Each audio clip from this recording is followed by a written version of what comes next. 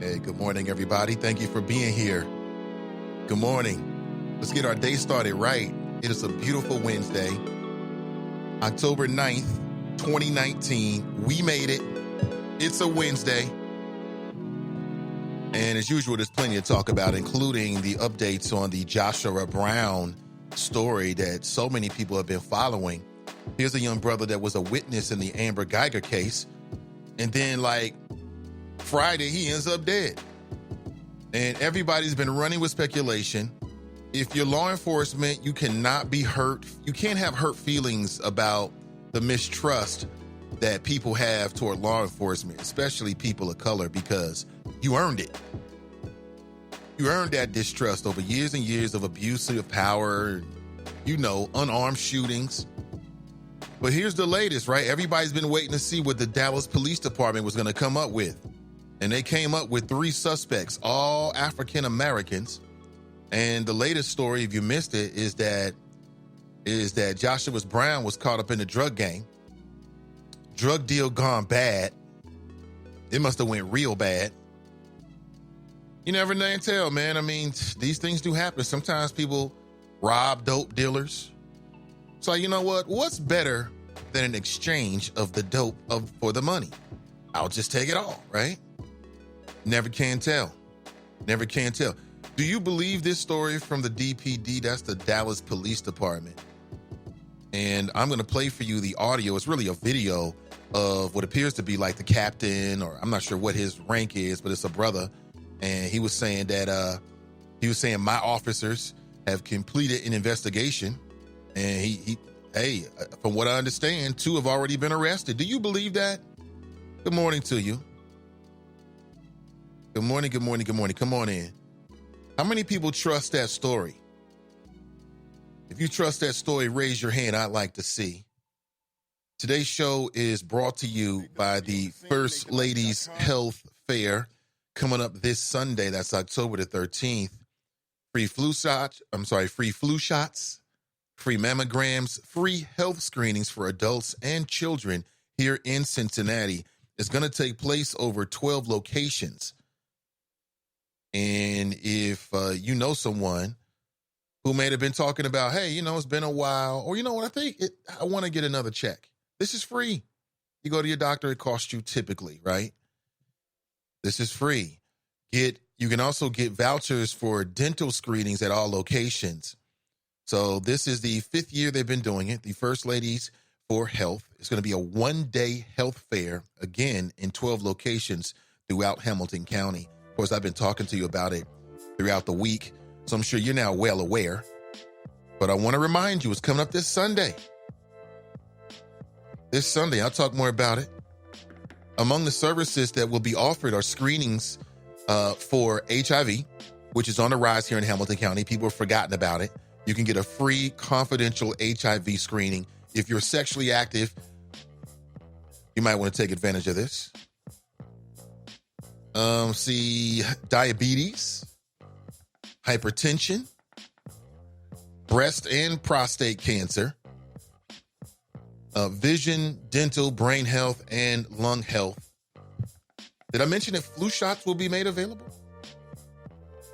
Children's screenings include the flu shot, blood pressure, asthma, body mass index, dental, vision, speech, and language. Again, all of the screenings will take place on the same day. That's Sunday, this Sunday, October 13th at 12 locations. Good morning, Choppers.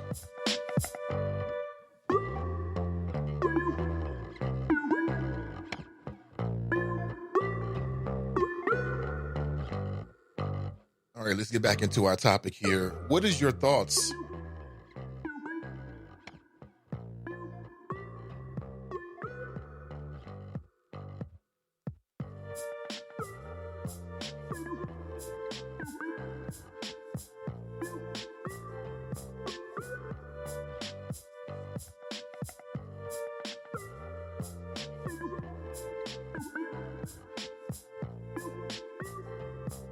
Ooh, pardon me. I don't know what it is, man. I must have caught something, I don't know, maybe a day or so ago. Your boy is not at 100% this morning. Had to sip a little tea. Feeling better after that. But Lots of stuff going on today. I want to talk about it. 513-873 and 7134, including I will be over at the Cincinnati NABJ folks. Shout out to Alexis Rogers and the Code crew. They do great work. And they're doing a podcast one-on-one session. And I was asked to be a part of it. Always a pleasure. Always pleasure. Always flattered. And I'm going to be over there for about an hour. As a matter of fact, on my Facebook page and also inside the Friends page, there is a digital flyer. You can check it out for yourself. Good morning. Good morning. So how many people believe that story that's being put out there by the cops? And it's like, oh, it's a drug story, huh? They get us with them drug stories. Drug stories is a great way to cover up stuff. It's a great way to cover up. This is a sidebar, but I do plan on talking about it. There's been a lot of media out there about the country's most prolific serial killer. The country's most prolific serial killer. And it's a man of color. That's what they say anyway. You both know that ain't true. This is sort of like the official society agrees. I just can't believe this is the most prolific serial killer. I can't believe that. I guess since they've been calling them serial killers, right? Because we go way back to some times in this country, you know what's going down. But anyway, the most prolific serial killer in the country. And I've seen several stories.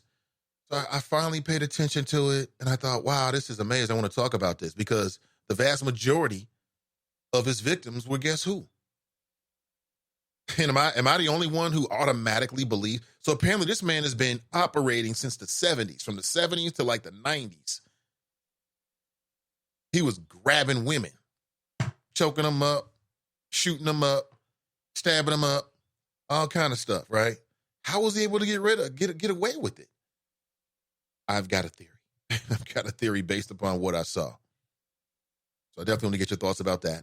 And also, City Council is going to be, they're going to be voting pretty soon. Perhaps today is being reported on an anti-discrimination ban. Or should I say the discrimination ban, not anti. And it has everything to do with Black people's hair.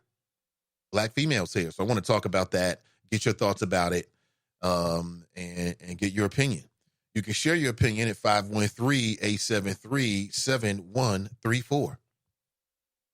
You can share your opinion using that number. All I ask, and this is a heavy task, is that you open your mouth, you open your mind before you open your mouth. That's it.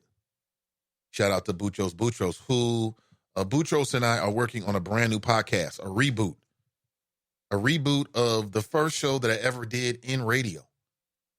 So we've been having some fun with that. I'll share it with you soon. Very, very soon.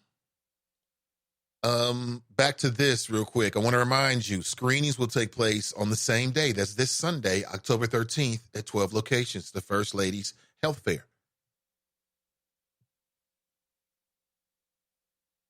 Good morning. Good morning. What's up, Choppers? Good morning to you. Shout out to Tiffany. How you doing, Tiffany? She was first inside the Chop Shop this morning.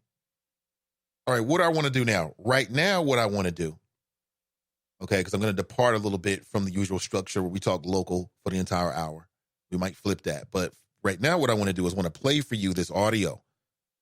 Not sure if you've seen this before, but this is the DPD, the Dallas Police. And they are having a press conference with updates about Joshua Brown.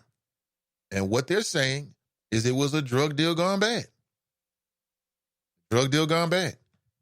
So Joshua Brown wasn't a good guy after all, huh? He was a dope dealer.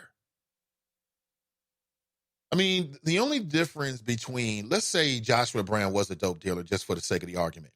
The only difference between Joshua Brown and doctors that go through what we call the medical industry route. You go to college, you go to medical school, right? You go through whatever it is after that. You make your rounds, you're a doctor, You can make prescriptions or whatever the route is so that you can, work in a drugstore and fill prescriptions. Okay? The only difference is because it's legal, one is a much more safer transaction than the other. So it's no different. I mean, you hear about people from the so-called polite, it's like above ground and underground economy, basically. People in the above ground economy, the economy that everybody's supposed to buy into. Oh, well, man, that's a legal profession. They should be respected. They're doctors. But you read the newspaper, man, these doctors were a primary point, the primary point to help to create the opioid epidemic. These so-called doctors who were supposed to go to school and have discretion and look after you, they had a stronger relationship with the pharmaceutical company than to their own patients. I'm just saying, people say drug dealer. It's like, I don't know who you're talking about. Because I see a lot of drug dealers out there. I can go to CVS right now, walk in the back. He's a dope dealer. That man or that woman with those lab cats on, they are dope dealers. They're pill pushers. There's no difference. What is the difference? You can buy some of the same pills that you would purchase, over the counter at your favorite drugstore on the streets. Same damn pills. Same damn price. Well, different price, but coming from the same place, originating from the same brew, so to speak. I mean, I don't know. I think we passed the days where we look at street dope dealers like that. I mean, these folks are part of the underground economy. Now, do I like the idea of somebody selling poison to their people? Absolutely not. Absolutely not. But I'm just saying, because it's legal, it's just a safer transaction. You walk in to get your pills, unless somebody comes in to rob the place, and you don't really have anything to worry about. At least that's what they say.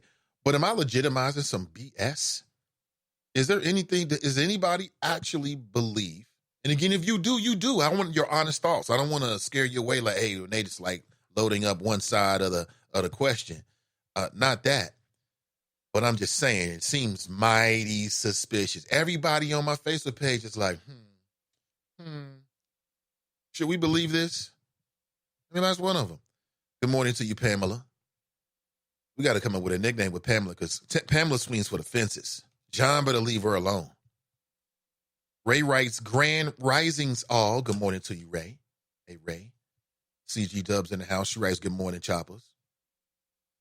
What did you think about my conversation yesterday with Janaea Trotter Ratton? Did any other questions come up that you thought, you know what? Okay, I wish they'd have asked that. Please send it my way. Brenda writes, happy Wednesday. We made it. Jared writes, good morning, hashtag team and I. Brian writes, morning. GAH writes, good morning, good folks. Hey, good to see you. Magnanimous King writes, what's up? What's up? What's up? What's up? Please share this with your friends. Share this show. Share this feed. Appreciate it in advance. Ray writes, it takes 6 months to investigate police misconduct, but 2 days for little Tyrone. Yep, sure does. I wonder how they put that together. Like, they went from having no clues, allegedly, to pulling this together. So where the story goes is these brothers came up from Louisiana to buy drugs from him. Well, what the hell is he selling? What was he selling? Damn. Do you believe it? Real simple. I want to get your thoughts. 513-873-7134. I also want to talk about Tyler Perry. Tyler Perry is the first majority black owner of a movie studio. And I think that's a big deal. Potentially. And what I thought it was so interesting is, he talked about how he was locked out of Hollywood. He's Tyler Perry. He said basically he was ignored in Hollywood. Now, I wish that he would have got deeper into what does that mean exactly. Was like, what does that mean? I mean, I get a general sense, but what does that mean exactly? But I was trying to figure out what the moral of the story is. And I think that the moral of the story from Tyler Perry for me is, well, I'll share it with you in just a minute. 513-873-7134. I want that to marinate a little bit, and then I want you to give me your thoughts. First, this is our first audio clip of the morning. I want to get into it rather quickly. Okay. This comes straight from DPD, Dallas Police. And this is the public announcement that there are suspects in the case of Joshua Brown. Check this out. Identifying 2 other men they're currently looking for in the murder of Joshua Brown. Through the dedicated work of my detectives, we have identified 3 suspects in the Joshua Brown murder. Jacarius Mitchell, black male, 20 years of age. Michael Mitchell, black male, 32 years of age. Thaddeus Green, black male, 22 years of age. According to suspect Jacarius Mitchell, all 3 suspects came from Alexandria, Louisiana, to purchase drugs from Joshua Brown. Brown testified as a witness in Amber Geiger. Okay, so there's a little bit of it. That's a news clip. There it is. Looking for you. Where are you? And is anybody surprised by the quickness of this? They found him. I mean, maybe they left some clues. People can be so stupid, you know, they really can. People commit these crimes and then they start talking. They start calling people on the phone and texting them about things that they did. People do that kind of stupid stuff. You know, people do that kind of stupid stuff. People do the kind of stuff like they're in the car leaving Louisiana to go to Dallas to go buy drugs, and they'll document that shit in a vlog on Facebook. I'm telling you. People will do shit like steal weapons and then take photographs of it and put it on Facebook. Uh-huh.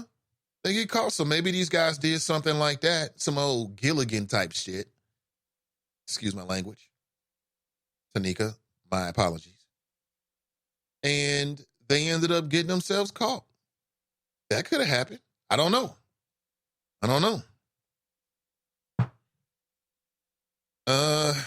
Again, for the people who feel like this is a conspiracy, I'd like to know why. Because part of me still feels like, is Amber Geiger really that important? Is she really that important? What the hell was she? Was she sleeping with other guys, you know, in the department? Because she was messing with the married dude, right? I don't know. I'm not going to hold that against her. But I don't know. Why is she that important that she were warring a retaliation? Like, do you really think that law enforcement killed this brother? And then they said, you know what? We got 3 dudes that we can pin it on. Now, that's one way of looking at it. The other way of looking at it is just the other day, like literally yesterday, I was reading about this black man that was exonerated after being locked down in prison for 10 years. Didn't even do it. And I started thinking like, damn, there's a lot of stories like that. And they never get super into the details, but sometimes details come out. And I've heard these kind of stories like where basically law enforcement withheld information from the prosecutor, or law enforcement and the prosecutor withheld information from the defense and the judge and the whole proceedings. They locked this shit in a box somewhere, didn't tell anybody. And then somebody's son that's interning, he goes through the box and finds evidence that exonerates a person that was basically innocent the whole time. That happens all the time. And think about what's happening over there in Philly, where they had like this elite gang unit, right? These cats was like, it was like Denzel's crew in Training Day, literally. They had their own Denzel. It was a white dude. You know what I'm saying? Over in Philly, this motherfucker just got 20 years, police officer, in the last year. He got like 20 years. How often do you see a police officer get 20 years? Because he was like running the Denzel from Training Day's crew. Dr. Dre was on the crew. All of them dirty cops, running drugs, selling drugs, planting evidence, committing assassinations, doing all kind of shit. So, I mean, is it within the realm of possibility? Hell yeah, it is. Hell yeah, it is. And again, the cynicism that people have about law enforcement, you earned it. You earned that. But what do you think? I'd like to know. Let me run back to your comments here. From the 70s up to 2005, Nate, and he's been getting away with this because his victims were hookers and drug addicts who weren't missed until he confessed.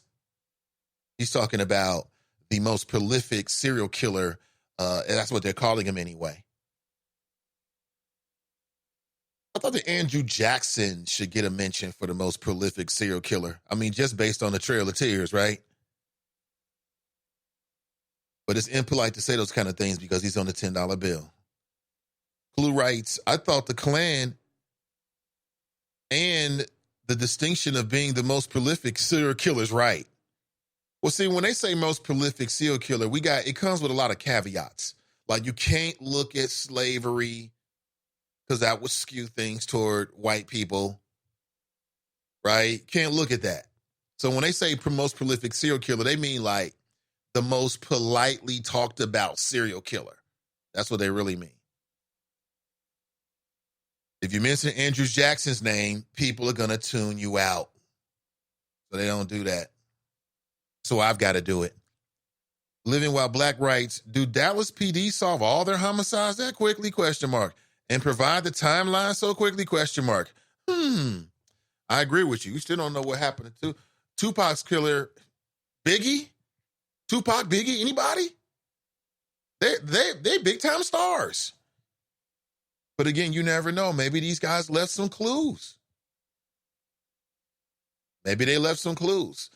It's just the coincidental nature of it. The timeline is suspicious. Right after this, you see police officers willing to go to the witness stand and say the most ridiculous things in an effort to try to get her off. We know that the police was willing to destroy evidence. They went back through Botham John's house, like the very next day, found weed, and there was images of it out there. They was trying to do a Trayvon Martin. Yes. Trayvon Martin, yeah, he was smoking weed, and he had posted some photographs with the middle finger up. So they used that to turn that young boy into some kind of like man, right? All of a sudden, he was 35 years old. It's crazy. It's crazy in this world. It really is. Crazy world. Mason Marler writes, more than they in the choppers, trick or die, #resistance. Yesterday was a rough day for Drop. I was thinking about him away from the microphone. Like, I wonder if he's going to call. Oh, it'll probably take him a couple days. Because yesterday, bad day. Sister V writes, Hotep, beautiful black people. Hey, good to see you, Sister V. Hotep. See. Magnanimous King writes, because the Klan aren't seen as serial killers by most Americans, because that would include police officers, judges, prosecutors, and politicians, and they aren't going to see themselves as serial killers to Clue Magic.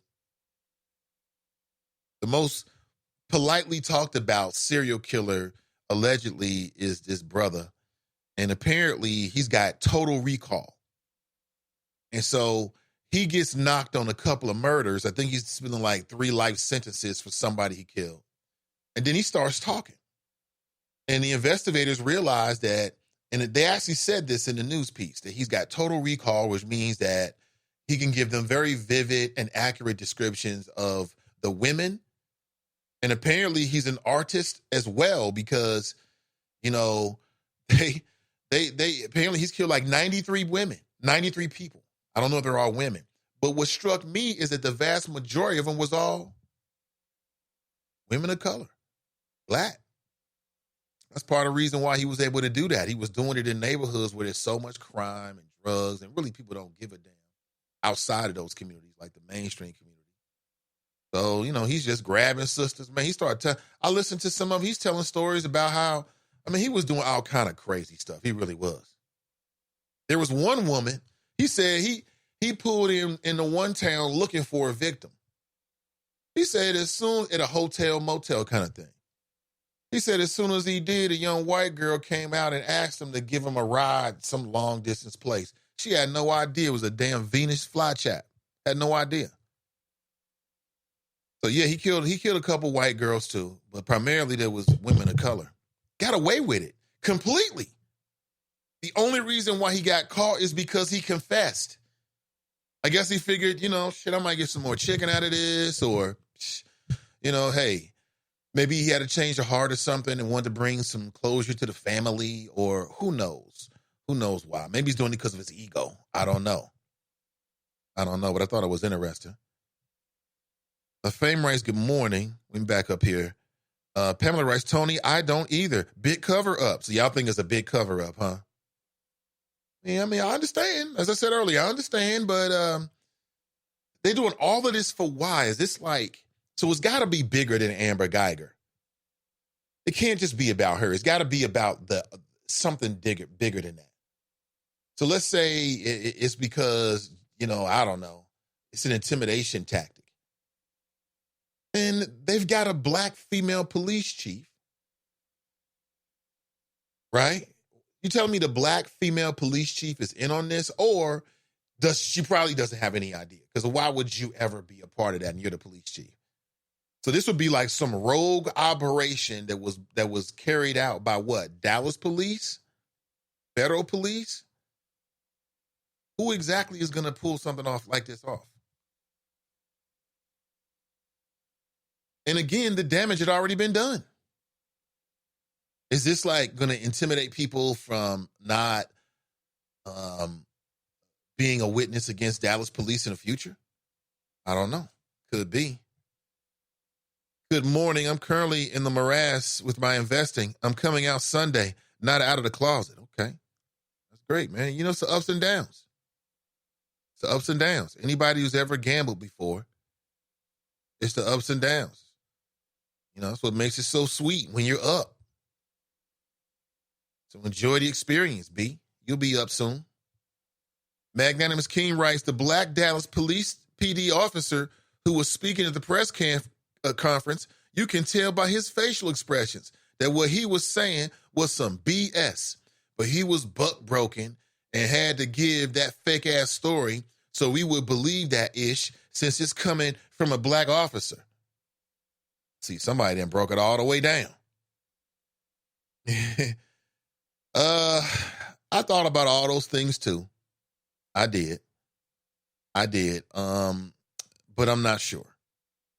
I'm not. Because if he had said that coming from a white officer, black people would have took it a certain way. That's for sure. That's for sure. I give you that. Or maybe he's just the commander in chief. I don't know what his role is. Let me look up what this guy's role is. He might be the captain down there. He might be a lieutenant or something. Sergeant or something. I'm not sure what the ranks are. So this might be just his duties because of the rank that he has.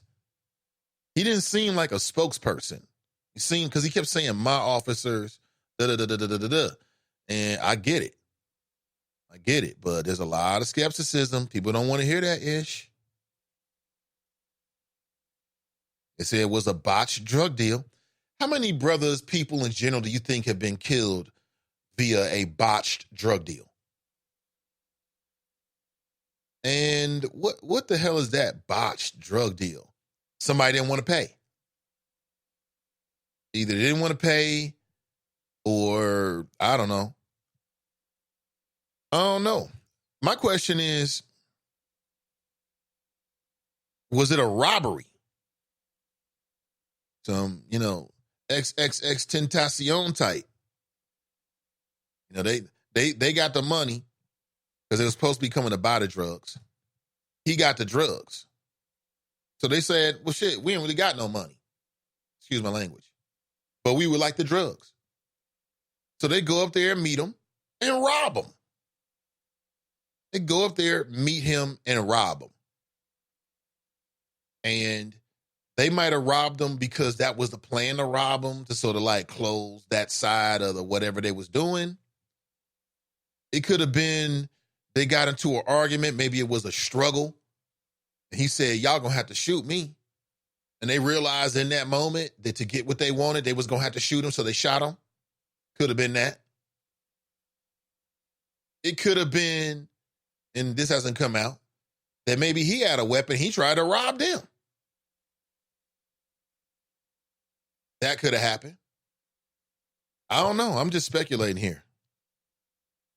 Kush writes, good morning, Nate and the Choppers. Good morning to you. Cincy Tigers writes, good morning. I read that Joshua Brown was supposed to testify in the Botham family lawsuit against Dallas PD. Yeah, I would imagine he would. Yeah, that's going to be a blow to the civil case. Would you like to know what the family of Joshua Brown has to say? The family of Joshua Brown has a lawyer, and they have been speaking through their lawyer. And they issued a statement just yesterday via Twitter. Here's a statement from the family of Joshua Brown from just yesterday. On behalf of the family of Joshua Brown, the office encourages the Dallas Police Department to turn over its murder investigation to an alternate investigative agency. So the family of Joshua Brown, that's the man who's dead, they don't trust the Dallas Police Department to investigate the Dallas Police Department, essentially the way they're looking at it.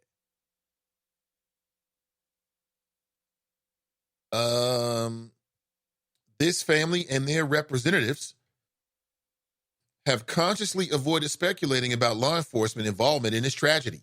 However, due to the proximity of this murder and the trial of Amber Geiger, rumors abound. It will be nearly impossible to conduct a reliable investigation in a climate where the investigative agency has been implicated in the murder itself. So there it is. So are they right? I think they are.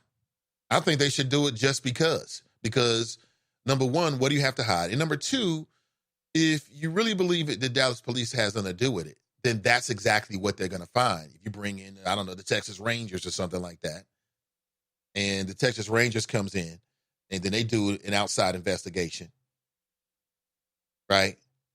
Now, you know they all boys, right? You know they all tight. Because why wouldn't they be? They're all on the same side. But let the Texas Rangers do an investigation, and then if it comes out clean, it'll be better than if the Dallas Police Department does an investigation. It'll just be better. It'll just be better, I'm telling you. Sister V writes, something don't add up. Why was Josh worried about testifying?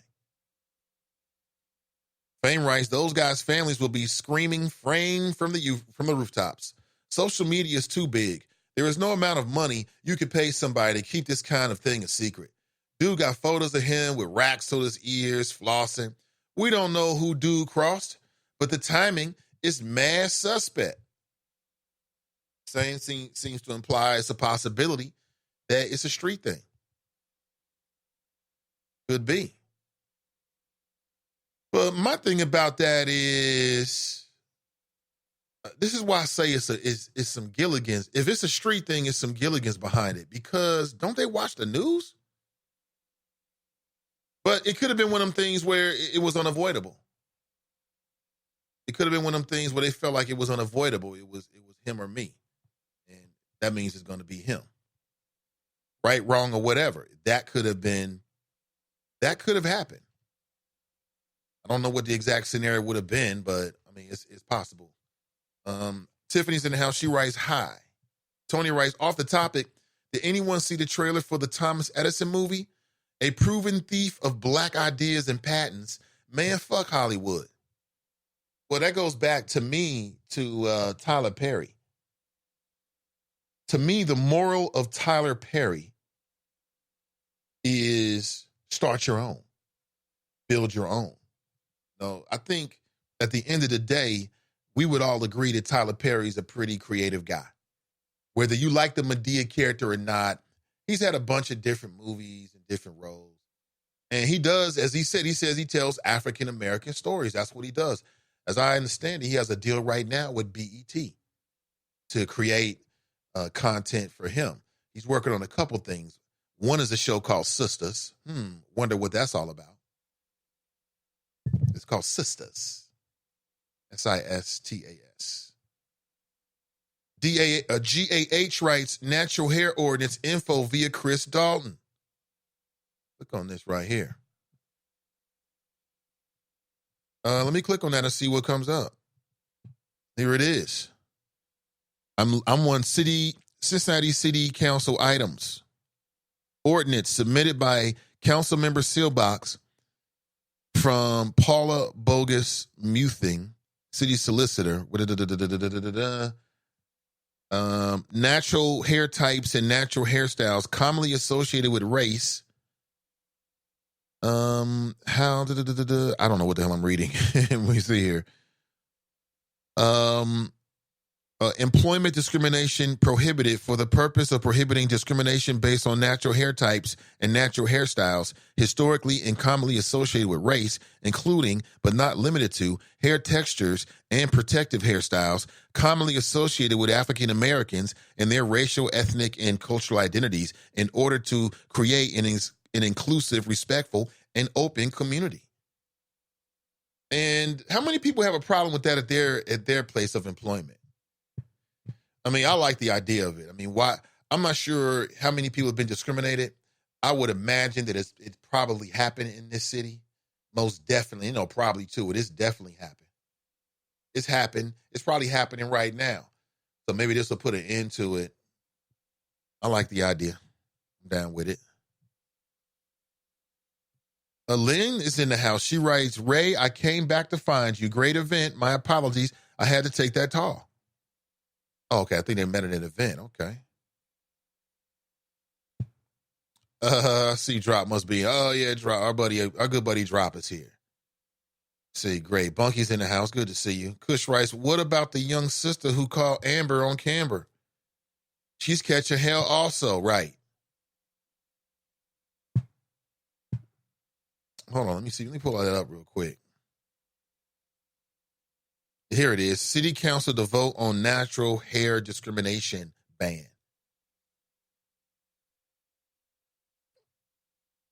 Let's see. What do we have here? While Chris Spielbach is the one pushing the ordinance, many African-American women in the city have stories to tell of how they've personally experienced some form of discrimination based on their hair. Wasn't there a young sister who's on television who she wrote a piece and everything in the newspaper about her journey from her straight hair to being her more natural hair self, and just not understanding or just being a little bit unsure about how she was going to be accepted. Didn't that happen in Cincinnati? Things are changing. Seelbach said listening to the stories of many African-American women on his staff is what fueled his plan for this ordinance. It's a follow to a California state law that has also banned discrimination based on natural hair.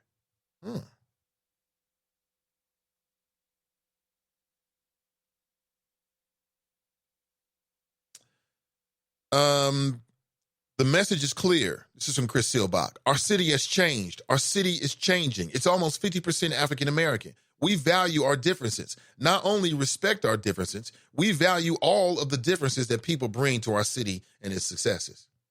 But then there's a quote here from a woman named Deborah Davis with the African-American Chamber of Commerce.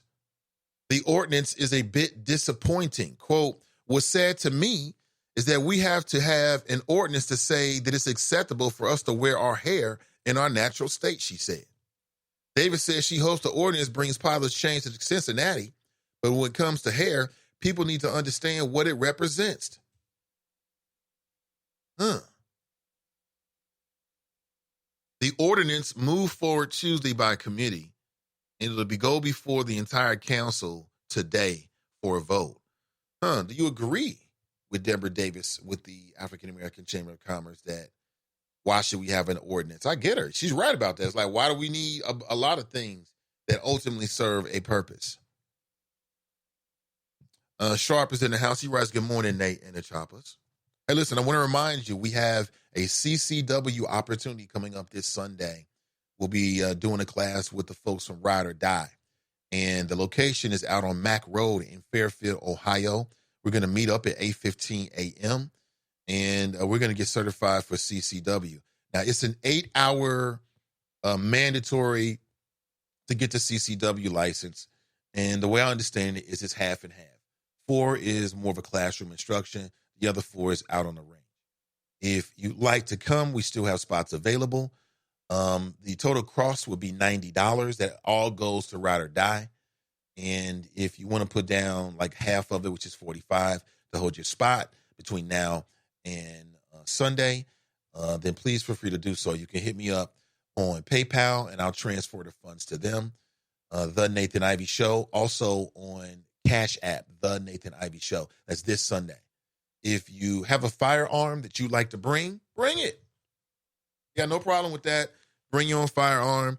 Just bring around, they said 50 rounds of ammunition, because that's what we're all going to practice with, those many rounds. But if not, they got you covered, and firearms will be made available. So let me know.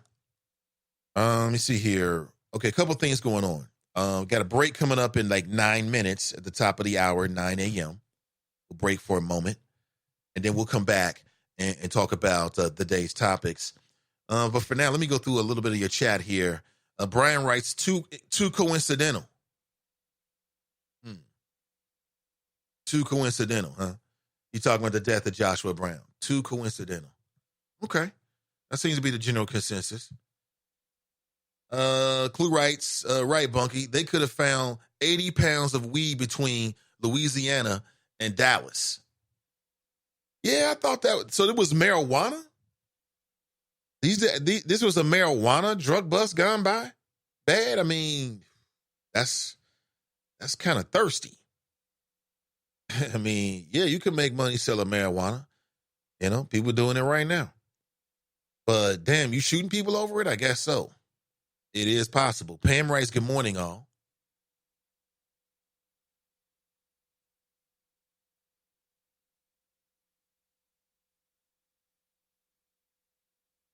Ray says, Nathan, when is the next Chopper outing? I need to get that popping, don't I? I see. Because we actually got a few things that I want to run past you as a group.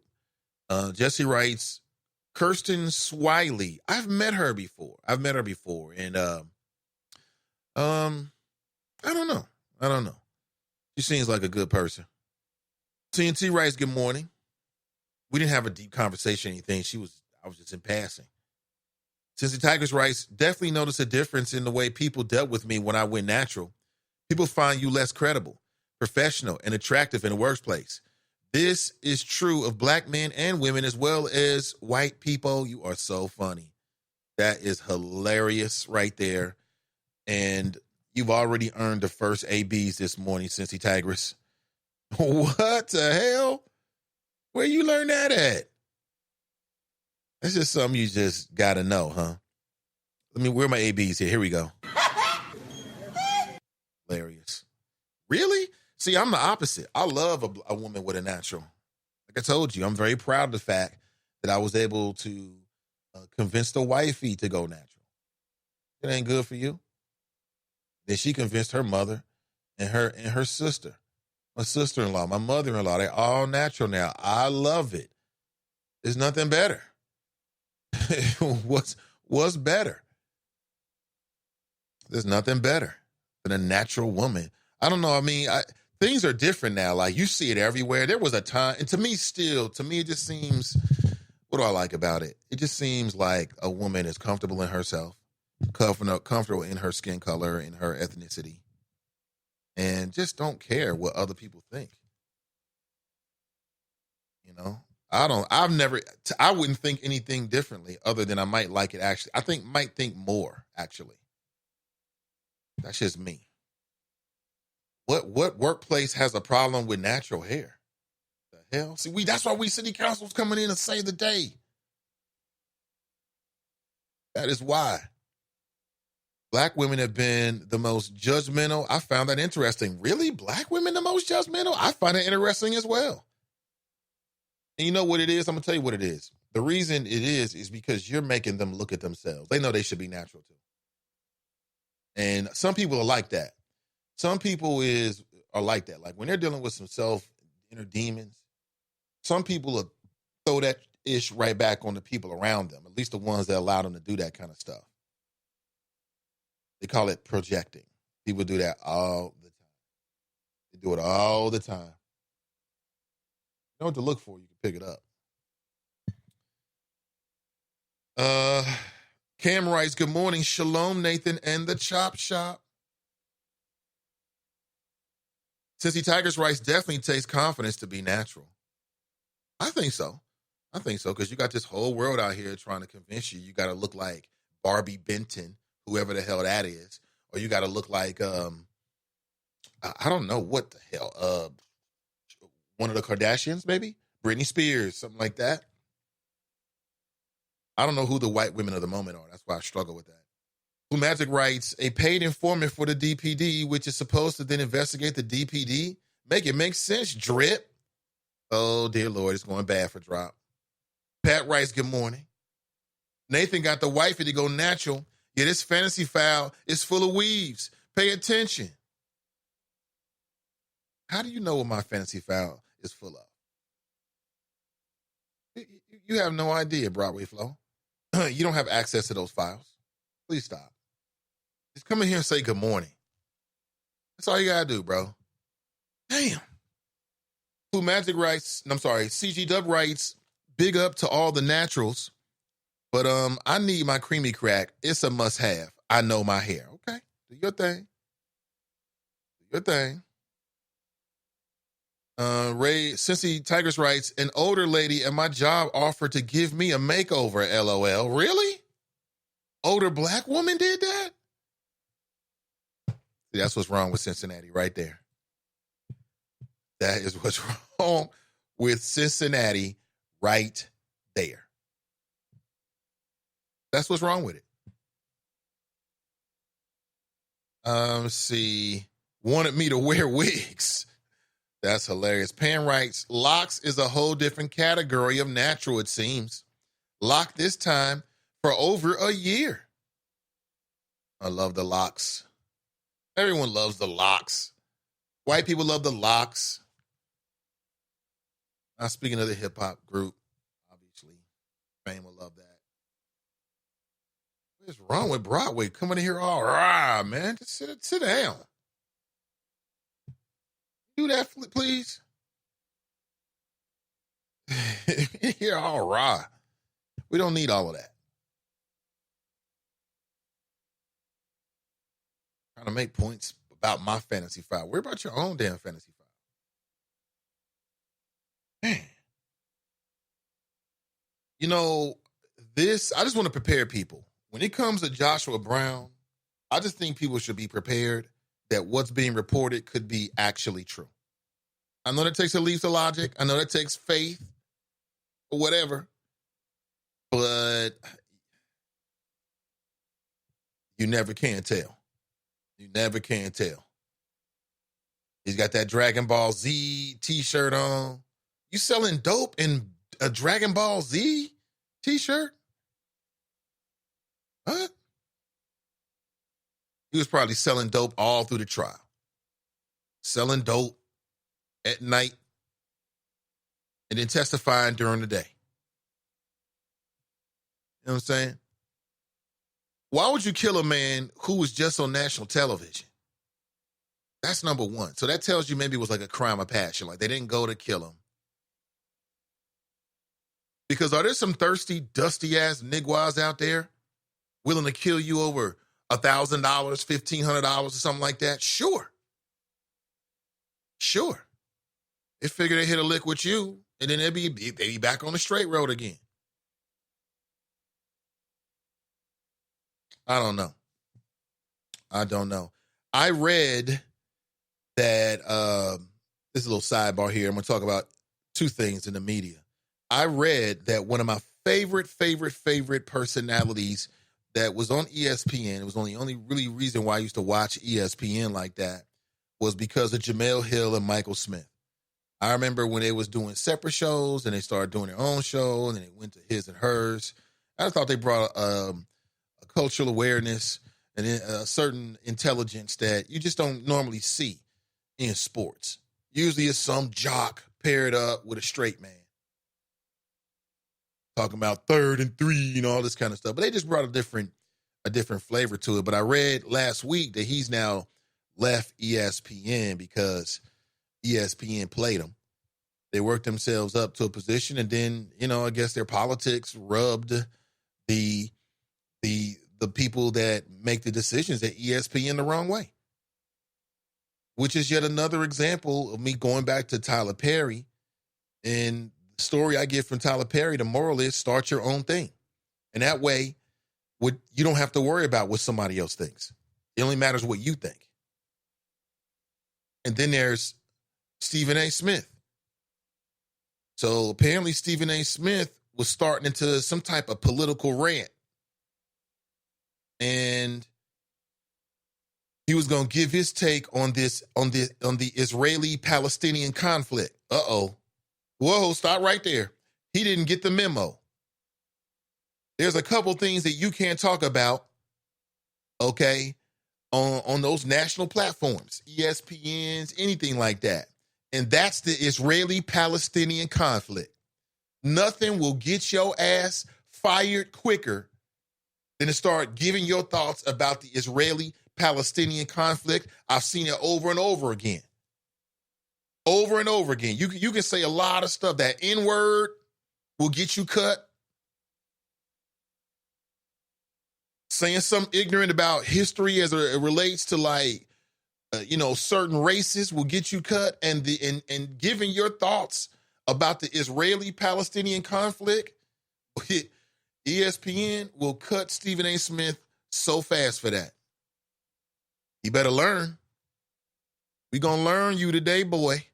So apparently on Tuesday, he's on First Take. And he just starts riffing into the Israeli-Palestinian thing. They cut to commercial.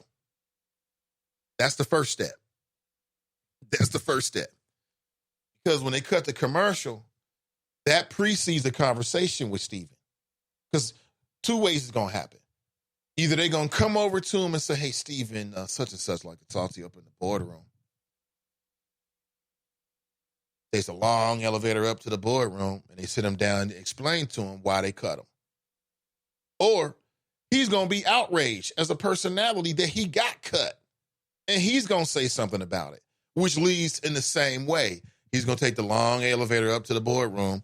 They're going to sit him down and tell him, like, look, if you want to use your little cowboy voice, talking about the Dallas Cowboys, I saw Stephen A., just a little clip, trying to do a Southern dialect, and I thought, that's wrong. And I think he was trying to do the whole Dallas Cowboy thing, but it just came off wrong. You can do that, but don't start talking about it. He better call, what is his brother's name? Mark Lamont Hill. Because he got cut for the same thing. That's a very sensitive topic for certain people. And it'll be interesting to watch what happens with Stephen A. Smith right now. Now, he'll probably come, knowing Stephen A., he'll probably come back today with a big apology. And he'll apologize to both sides.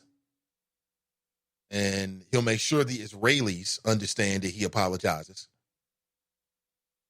Because when you talk about Israeli-Palestinian conflict, let's be honest here.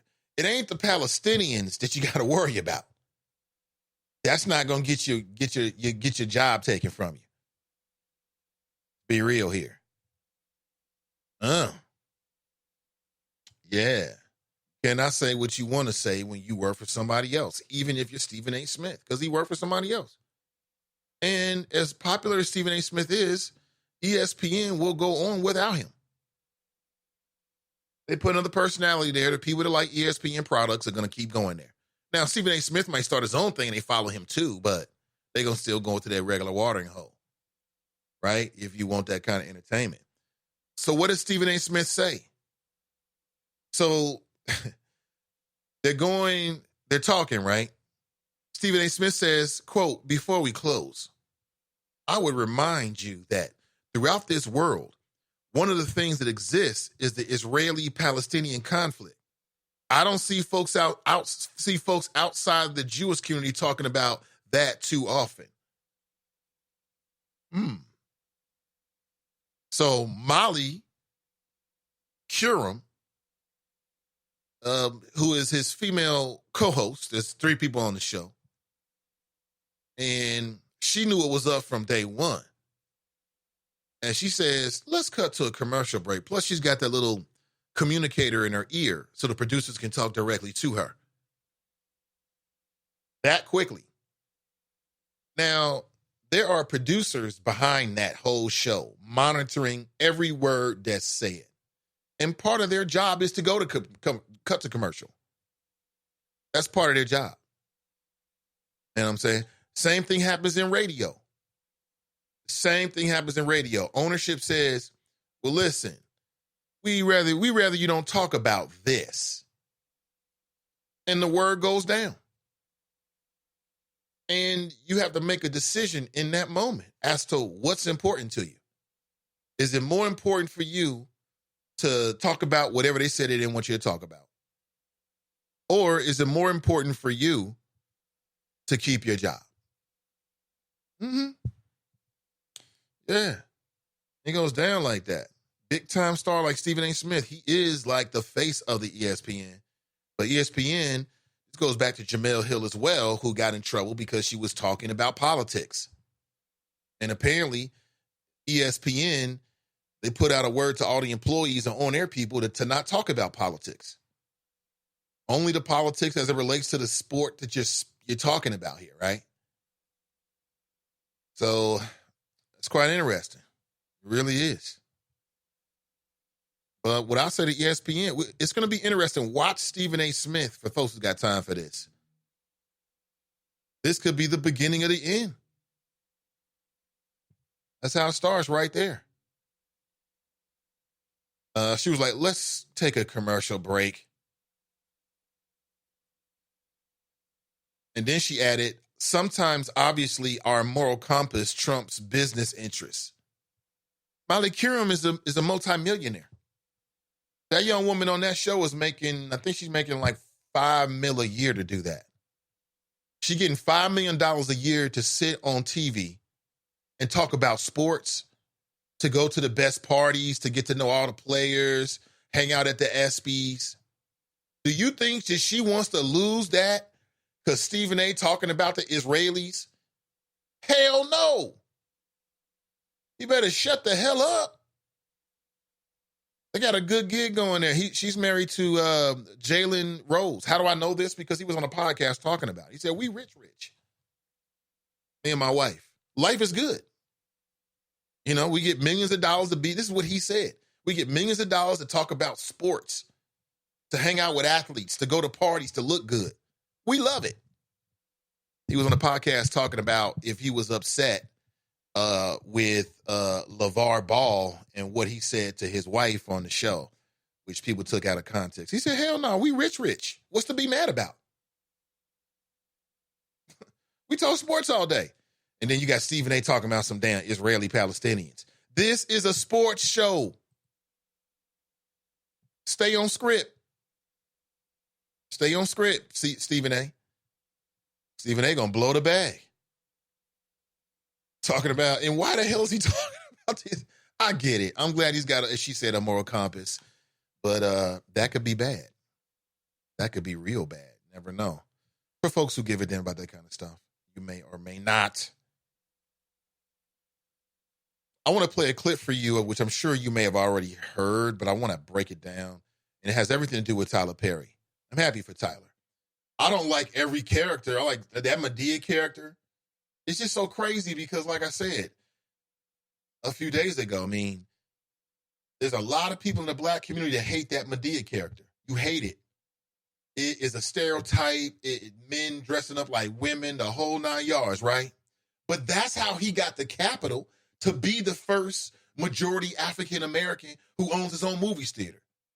So it's like, is it is does the ends justify the means, so to speak? How do you look at the career of Tyler Perry? Everybody's saying he's a great success story right now. He just opened up something that nobody's ever done before, right? But the road to do that was, some would say, paved with peddling stereotypes and a man running around telling jokes dressed up like a woman.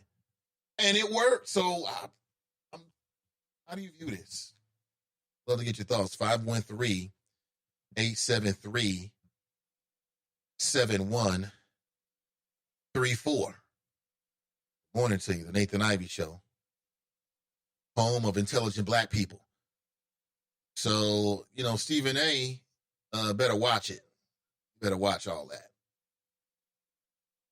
Yeah, Hollywood ignored me, so I did my own thing. Beyonce was there.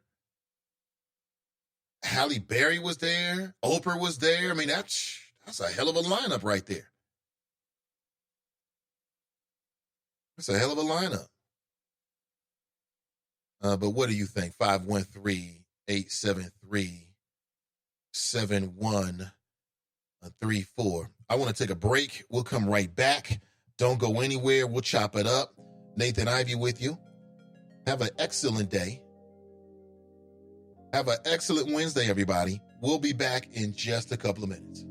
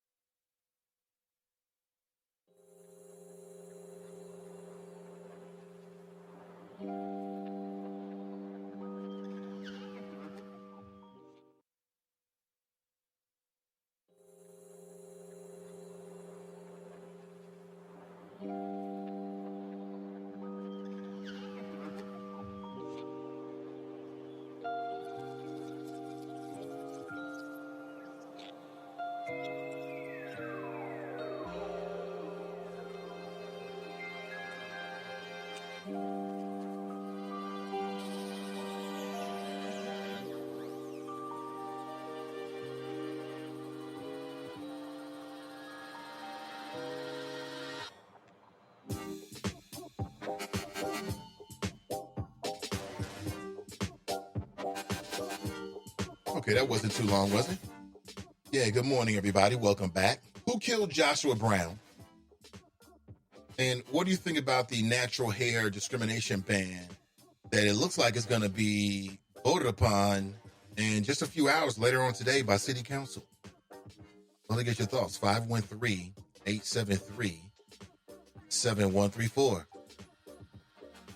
The National Association of Black Journalists, and then later today, the Cincinnati chapter of the National Association of Black Journalists, they're doing a Podcast 101 segment, and I'll be a part of it. Love to see you stop by. There's a digital flyer on my Facebook page right now. You can check it out for yourself. But the National Association of Black Journalists are now condemning Comcast for attempting to dismantle black people's civil rights in the Byron Allen Supreme Court case. Now, it needs to be said that Comcast is the parent company of MSNBC, right? They appear to be liberals. They love the people. And this is the second scenario in which, in my opinion, Comcast has been on has taken a questionable position. Comcast was also in favor of the dismantling of your net neutrality rights. And now here they are trying to dismantle black people's civil rights in their attempt to prevail over Byron Allen and his Supreme Court case, which kicks off next month. And the issue is the interpretation and in the enforcement of the Civil Rights Act of 1866, which was created to protect Black people from discriminatory business practices. And the National Association of Black Journalists understands the wide-reaching impact of such a decision. And so do I. And so do we. And that's why we've been discussing this. All eyes on this case when it goes before the Supreme Court. All eyes. And watch Comcast, man. I thought these were great liberals, great progressive protectors of the people. And Byron Allen is alleging that because of his content and his skin color, he was blocked from some major big-time deals, essentially.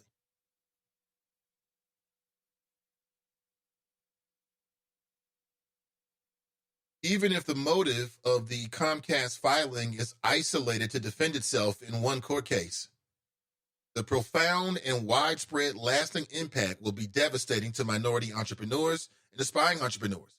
It will also have a negative impact on communities of color in that there will be even fewer media platforms and content of interest produced for and by us. Let's see, the word from the National Association of Black Journalists about Comcast. I don't trust them. Brian writes, wife's hair looks even better now that she's been natural for a year now. Love it. Yeah. Love it, love it, love it. Oh, that stuff is killing you, man. That stuff will have a serious impact on your health. Come on, Nathan, you're smarter than that. And they use the same tired-ass drug dealer narrative. Cincy Tigers, I'm with you. It seems suspicious to me, but I'm trying to think this out and talk it out on the air logically, which means that we have to talk through both sides. And I just feel like we need to be prepared for the fact that, for the very real possibility that this could be it. Like, everybody wanted to believe that Tupac was assassinated, but he wasn't. He was shot by some nigwa that he had put his hands on hours before. That's what happened. People still run around like, no, he was assassinated by the governor. I know a dude that wrote a couple of books about it, John Potash. Every time I talk to John, I push him on that. Like, John, are you not watching Vlad TV? Do you not know what's going on here? His theory was that Tupac was going to be a leader. And so they snuffed him before his light got too big. And you know damn well this country has a history of it. Yeah. But that's not what happened to Pac. Pac put his hands on on a kid that he didn't know, who didn't mind putting in work. He did it in front of other people, disrespected this man, and then jumped in a whip like it was a music video to go to the bar, to go to the club. And dude caught up with him. That's what happened. It wasn't the FBI. Right? Much as we want to believe it was. It wasn't the FBI. It was Tupac did that. See, it's hard to say, huh? That reckless talk, man. Reckless-ish, acting reckless. Yeah, sometimes you can get away with it. If you're a big-time star, you feel like you could just beat up a man and walk away. You insulated by your stardom and a whole bunch of bodyguards. But the bodyguards are not sitting in the car with you when you ride through the streets with Suge. You got God. Cincy Tigers writes, you can talk about the Palestinian-Israeli conflict. You just can't be critical of Israel while you're doing it. Absolutely. Great distinction. She's absolutely right. But like I said, it's not the Palestinians. Like, if you say something negative about the Palestinians, somebody might hear about it and they might issue, a tweet about it or something like that, an official response. But that's pretty much it. If you start being critical of the Israelis, oh boy. Oh boy. Now you might offend the wrong person. When you do that, your ass is done. Simple as that. Somebody, if you like Stephen A., you better go online. Because, hey, Fame, as much as this might be your moment. I know you can't stand Stephen A. He might be gone soon. That's how it started with Jamel Hill. That's how it starts. That's how it starts. Remember, Stephen A. is Republican and a supporter of Israel. Okay. Fame Rostrings writes, and y'all wonder why I say that Stephen A. Smith is a 1, bloviating, 2, insufferable, 3, faux goon, 4, and a professional Negro. Why the hell did he broach that subject while he's in the line to make $10 million on his next contract? $10 million a year on his next contract. Stephen A. Smith is making way more than a lot of dudes that play in the NFL. He gets paid to cover it. I don't know. Cincy Tigers writes, Farrakhan. Thank you, Cincy Tigers. That's another topic, but that gets tied back into the critiques that Farrakhan has made about the Israelis and Jews in general. That's another one that can get you done. Farrakhan, ooh, boy. Don't say Farrakhan. Don't keep talking about Farrakhan. You want to bring Farrakhan on the show? On this airwaves? We don't think so. We don't think so. Drop writes, it's always about the money. Is it, Drop? What you want us to believe. Man. Just saying, don't trust him, y'all. His Drop be out there. You know he do. And we can trust Drop. We, like he says, trust but verify. But we don't trust, and we verify anyway. That man will just come in here and just make some shit up like he did the other day. Perry just got a star on the Hollywood Walk of Fame. Crickets from the media. Yeah, I guess they're mad at him. Coming here making his own movies and he's not coming through our process. I mean, that man want to make his own movies. Let him make his own movies. Big deal. Hollywood was hating on him because they didn't create him. If they had helped to create him, then they'd be like, oh, look at what we did.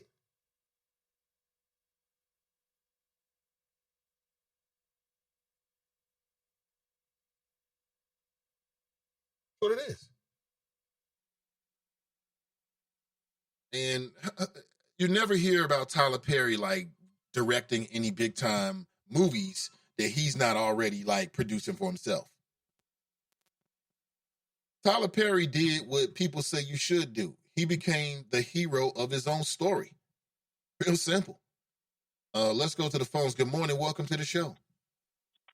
Good morning, Mr. Ivy. How are you doing this morning? I'm doing great. I'm great, man. What's up, Drop? You know I was just joking with you, bro. That's all. That's it. Hey, Mr. Ivy. I am your But that was true. Connection. So when you make comments, you know, I listen. I read what the responses are in the chop shop, minus the overseer.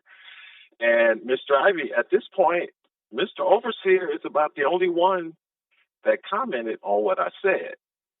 Because you're saying I came on and made stuff up, which I totally disagree, because what I said was intended to make you, Mr. Baller, and anyone else who's listening to go verify what I said. So again, Mr. Ivy, did Barack Obama not leave 100 seats open to Donald Trump? I mean, that's it. Again, that's a mischaracterization of it. Okay, we know the facts of it, but you were just wrong in how he got to that point. But listen, we don't have to go over it again, brother. Okay, we don't. Okay, so I will close out this call by saying that the entire fake impeachment that the desperate Democrats pulled, again, another win for Trump. Fake impeachment? And Mr. What? Hello? I said fake impeachment. I don't remember a fake impeachment. I remember the very real impeachment inquiry because it's documented that Donald Trump was trying to get a foreign power to investigate a political rival. That's facts. Okay. First of all, he doesn't have a political rival because there's no election going on right now. Joe Biden is a candidate for the Democrat nomination. And thus Donald a Trump political rival. He has no opponent, Nate. So the whole premise. Why are you playing games with him, the English language? You and I both know he's a political rival. Can we just agree on that? No, he's not. No, because see, when you put these words and these terms out here, they're ambiguous, Mr. Ivy. They're intended to spark these type of conversations, Mr. Ivy. I mean, okay, so let me ask you this, Mr. Ivy. What if Joe Biden decided to drop out of the campaign tomorrow because his left eye exploded or had a heart attack like Bernie Sanders? Do you think that the Democrats will drop their fake impeachment into Donald Trump getting information for political arrivals? No, they shouldn't, because what's done is done. And why is Donald Trump saying that he's not going to... No. Mr. Ivy. Mr. Ivy, is impeachment a criminal? Is it a legal matter, or is it a political matter? I think it's both. Okay, so what Nancy Pelosi did, she did a political strategy to continue what Jerry Nadler was already doing, okay? Because again, when Corey Lewandowski, Donald Trump's campaign manager during the campaign in 2016, when he appeared in front of Jerry Nadler's committee, he handed him his butt. He made him look like a fool. So all the Democrats were upset. And Jerry Nadler came out and said, to the question from the interviewer, is this a formal impeachment inquiry? And he said, I don't care what you call it. And then Nancy Pelosi says, oh, it's not really an impeachment. I mean, come on, Nate. The whole thing is blowing up, okay? And all I'm saying is a lot of people don't even know that there's a Democrat debate next week. Is it Tuesday, Mr. Ivy, on CNN? I believe so, yes. You see my point, Nate? Do you see what's going on in the Democrat primary campaign? There are three front runners, all over 70 years old, all white, okay? One woman was a former Republican who's been lying about stuff her entire career. And then your third front runner, weren't you a former Democrat? Uncle Bernie has a heart attack and then lies and said he had heartburn. Okay, Mr. Ivy, Kamala Harris and Cory Booker, Team Light Skin, cannot get the black vote even in front of Popeye's Chicken handing out free sandwiches. So I'm just saying, Mr. Ivy, the desperate Democrats have no choice but to try to put as much damage on Donald Trump going into 2020. Because we all know that in order to remove a sitting president, which has never happened in our history, he has to be convicted in the United States Senate. That's not going to happen. Nancy Pelosi knows it's not going to happen. Desperate Democrats knows it's not going to happen. Just like with the Mueller report. They knew they could not indict a sitting president. They knew it, Nate.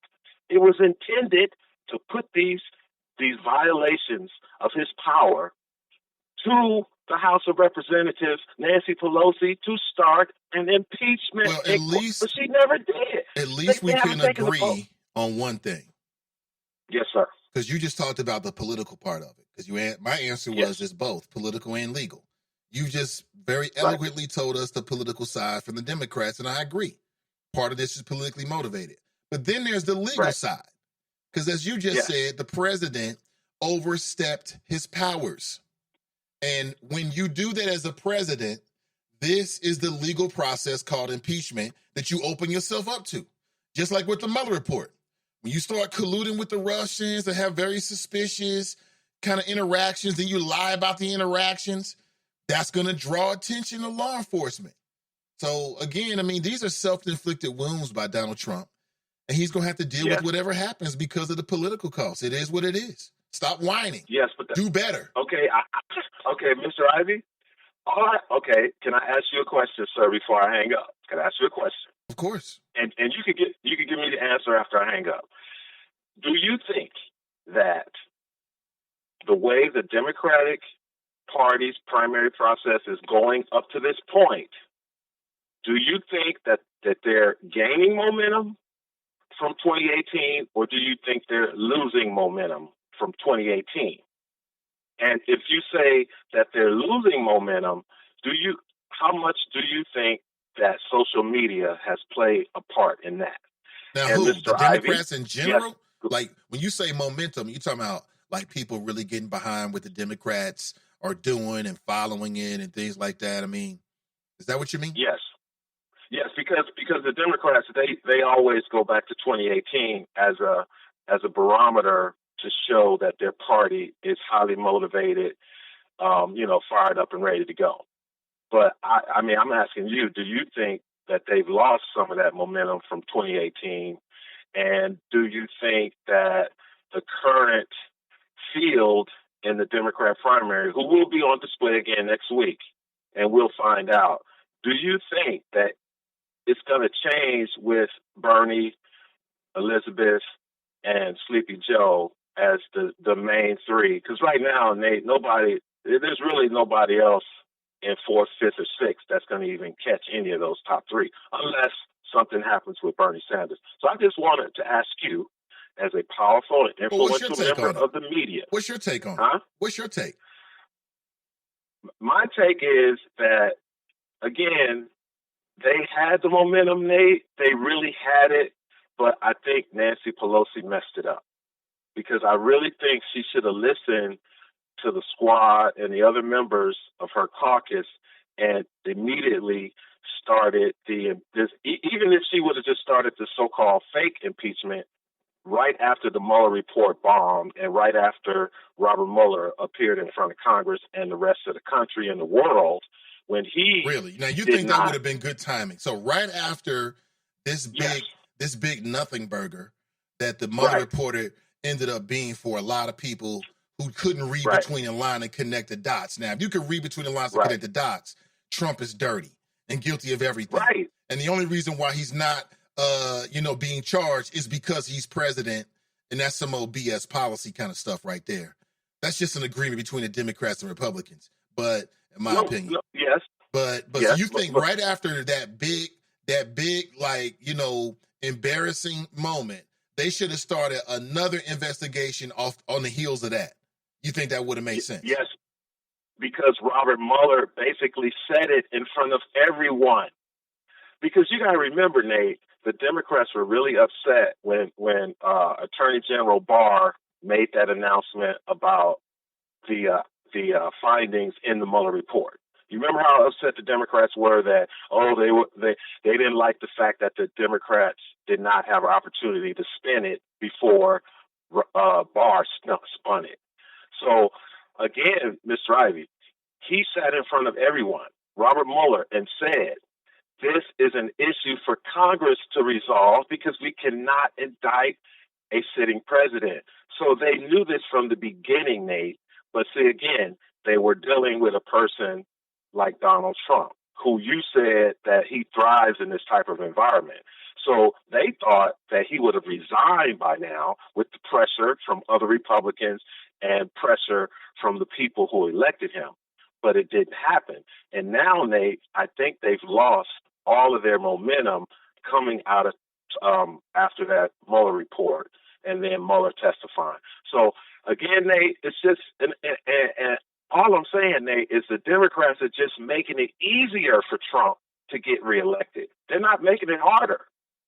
So I know we still got a lot of time, but I would really love to hear what people think of the current Democrat Party, because the media has been very successful in keeping all of America focused on Donald Trump and not on the Democrats, because I don't know, Nate, I don't think they could beat this economy, because jobs, baby. I mean, 3.5% unemployment, Nate. You got people with 2-3 jobs pockets fat, people starting businesses, people taking trips. I mean, people, the economy is doing very well. So, again, I'm not going to take up any more of your time, Mr. Ivy, because I'm sure it's other people that have a point of view. Yeah. Or your favorite member of the Chop Shop's on the line right now. All right, Mr. Ivy. Thank you for taking my call. Yeah, Drop take Star it easy. 52, dropping science to anyone who wants to catch it. Peace. Man, I love the consistency. Appreciate it. But we got Glenn on the line. Good morning, Glenn. Welcome to the show. What's going on, Nate? I'm doing great, man. Would you like to answer his question? Man, I've added a step back to the fadeaway now, man. Little James Harden crossover to the left. Like, of course, Nate, I like to respond. Is he on the line? He's not. Or is he? Oh, okay. Lord, I almost got a heart open. Like, hell yeah, I want to talk to this guy. Nate, this is an example of Drop living in his alternative world. The alternative world of Rush Limbaugh and Mr. Snurley. Because apparently he hasn't got the notice that actually momentum for impeachment is up. Now, everybody inside the Chop Shop understands this. They get the news just like everybody else. And impeachment up is for independents drop, it's actually up. Impeachment among Republicans is actually up. Nate, every single point that Drop makes, what do I do, Nate? I go inside the Friends of the Nathan Ivy Show and post the facts. Those two stories that I just talked about are on the Facebook page, Friends page. So, Drop, this is the problem that you're having, man. And I told you this before. You got to stop using the 2016 talking points of Republicans. We 2 years ahead of this. And he talks about the 2018 midterms, Nate, like it was 1918, like it was so long ago, decades ago. No, that momentum is still there. Matter of fact, another sign that momentum is still there. Did you see what happened in Alabama? They just elected their first African American mayor of Montgomery, the first one. And he talks about the momentum of people organizing and getting out the vote. The vote. That's a majority black city, Nate. And they came out in droves. I think he got like 67% of the vote, but it was overwhelming. The first one. And this is the momentum that's still left over from the 2018 election Drop. This is what's happening down in Alabama. These things are happening down in Georgia. These things are happening in Texas. I think, 8 state representatives from Texas, Republicans, have decided not to run for re-election next year, Nate. Those are the signs. We know their momentum is out there. We know, he talked to me, and you made a great point. You said that he needs to stop and do better. Let me ask you, Nate, after 3 years, do you think Donald Trump is even capable of doing better? No. Oh, no, he is who he is. No. We got what we got. I mean, Nancy Pelosi said it best when everybody was on her, including me, saying, drop the hammer down, bring up the articles of impeachment. Remember when she said that Donald Trump will eventually impeach himself? That's exactly what he did. Mm-hmm. I mean, Drop talks about bringing out this investigation right after the Mueller report. And by the way, let me just sidetrack, rewind. Yesterday, a bipartisan Senate committee, Republicans and Democrats, released the Russia report. That's right, folks. We really didn't talk about that because there's so much shit going on right now with this impeachment and Donald Trump and his ambassadors that no one talked about it. But they actually verified everything was in the Mueller report. God didn't talk about that either. Yes, folks, it happened yesterday. It was headed by Richard Burr. Who's what? He's a Republican. Staunch Republican. These are the people inside the Senate Intelligence Committee, Nate, that will eventually turn against Donald Trump. I put this in the Friends page. Did you see what's happening on the news now? Drop while you walking around while retired with your halter top on. You need to check out the news. Guess what? Turkey has already started airstrikes in northern Syria. Guess who they going after, Nate? The people that did all the fighting for us against ISIS, the Kurds. So guess who's upset now? All those Republican senators inside the intelligence community and those who are pro-armed forces and, and pro-allies and pro-helping the people who actually put their ass on the line for us fighting ISIS, well, now they're about to get slaughtered. That's another turn that's going against them, Drop, because now those Republican senators, those guys in those big committees, those guys that are friends with the armed services, and we're, happy that the allies, like the Kurds, took the L instead of us taking the L. Now they're what? They're upset, and they might possibly vote against Donald Trump and sign the articles of impeachment. So drop every step along the way. Donald Trump is just digging his grave and digging his grave. Kind of like your ass coming in this chop shop with misinformation. Man, I got to get back to doing what I'm doing, but you know how I do it. Hopefully in the end they get what I'm spitting. I'm out. Okay, then rack them. Rack them on that one. Made some interesting points drop. Now, see, that's the debate I want to hear. Because Fame is going to be over the top. You can already tell. We got a little bit of a taste of his debating style. His style is, I'm just going to keep yelling and screaming until everybody shut up, which never happens. So he just keeps yelling and screaming. Oh, yeah. Oh, man, y'all missed it then. Yeah, we did like a little impromptu debate with Fame and Glenn from Mason. And Fame just cracked. He just exploded. I'm like, whoa. It was quite interesting. Quite interesting. But I think Drop could have an intelligent conversation, if that's what you want to call what he does. What he does. I'm not sure that's what you want to call it. But if that is what you call it, then you can roll with it. You can roll with it. So we got a quick list here of things that will quickly get you kicked off the air. Okay? They will cut to commercial real quick. And that is the Israeli-Palestinian conflict. Stephen A. Smith is the man. He is the face of the franchise over at ESPN. He's the number one stunner. And they cut the commercial. Sure, they had a little conversation with him within the last 24 hours, like, look, B, we love your witticisms, but just be witty about the sports and make this $10 million.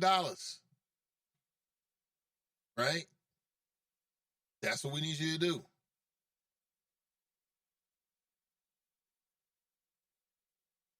Farrakhan is another one.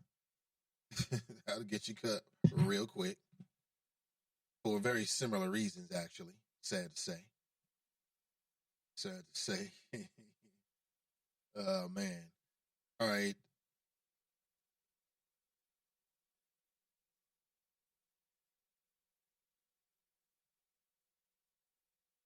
Republican zombies always try to use the Jedi reverse mind tricks on people. They really don't want this impeachment to go forward, stating that the impeachment is going to get him reelected. GTFOH, LOL, right. Yeah, like, go ahead and impeach him if you want to. But is there any truth in that? Like, believe what you want to believe. Trump, the Republican Party is Trump's party. I was recently listening to a podcast, or I was watching something online. Let me think about it for a second. I'm searching my brain files to remember exactly where the source was from. But it seemed to be a legitimate source, and they were talking about, it might have been NPR, actually. They were talking about, no, it wasn't NPR, it was somewhere else. They were talking about why the Republican Party continues to support Donald Trump through all of his theatrics and everything else. So they brought these political types, reporters and people that watch this for years and years and years and are supposed to have all this insight. And they started breaking it down. And it was real simple. What it comes down to is there are a lot of examples of Trump destroying some of these white male Republicans that stood up to oppose him. The base turned on them. So what they were saying is that the Republican Party is Trump's party. The kind of people that go to the primaries, they love Trump. They love Trump. So basically, they feel like they got to go with it because if they come out and openly oppose them, then the people that support them might revolt. Like, yeah, we like you, but we love him, right? So that's what it is. That's why the Republicans don't come out. And we already knew that. I mean, without some Doogie Howser sitting around, it's Trump's party. They follow Trump. Trump is kind of like, he's kind of, you ever seen that movie, Ben, old school movie? It's a white dude that can control rats and stuff like that. That's who Trump is. He sways to the right, the rats all go to the right. Sways to the left, the rats all go to the left. They follow his hand. Whatever hand that he constantly feeds them with, that's the hand that they follow. It is what it is. Show peoples.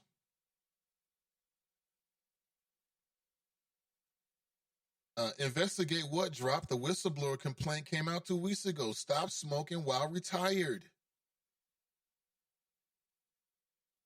Ben Thomas writes, man, miss me with this BS drip.